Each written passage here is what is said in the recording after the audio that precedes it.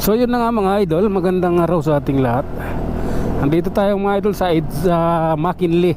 Hello. At lalabas tayo ng EDSA, kanto ng McKinley EDSA. Mag-EDSA tayo ngayon mga idol, araw na ito. Dahil tayo pauwi ng bahay.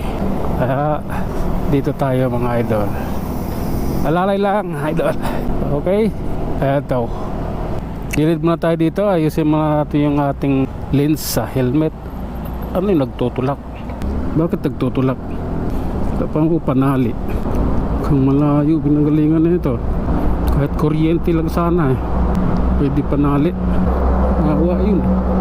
Ito yung lagay dito sa mga sa araw na ito mga idol, sa EDSA Makati. Ganito siya. And yeah, lalay lang. At siyempre ride jeep tayo. Ganun ang pinaka the best. Okay, garalgal yeah, alright. Okay. That's right mga idol. Eto na yun. Dito tayo sa may Isiminay. The truth that matters. Yeah. Okay, gandahan lang. May mga malalaking truck sa likod. Dump truck. Oh, I like you. Malalay. Pasok idol. Hindi mo kita gigipitin. Yan ay aking gawain. Ang hindi manggigipit ng kapwa riders pagdating sa likuan. Akyat na tayo ng ano mga idol, itong Buni. Tayo rito, lugar ko sa bagong spalto. Ito lang yung bagong spalto hanggang doon lang hindi na inaabot ng show. Laki naman pundo ni DPWH. Kaano pundo nila. Yeah, lalay. Nawala yung yung kulay puti dito. Bakit natanggal?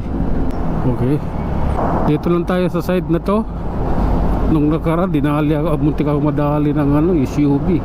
Ito ang takbo ko 80 muntik ko biglang sumingit sa nagbaslin, tapos bigla akong kinat. Puto, napigak yung preno ko sa disc brake pa. Puto, nalala ko, putang ina, madidisgrasya ako, binitawan ko yung preno ko napamura ako, putang ina. Bigla akong ginano. Kita ko naman sa side mirror na sa siya, nasa bus lane. Ang hindi ko lang inspected talaga doon, yung bigla niya akong kinat. Paglampay siya sa akin ng kunti, kinat niya ako. Bigla siya pumasok dun sa linya ko. Masaklap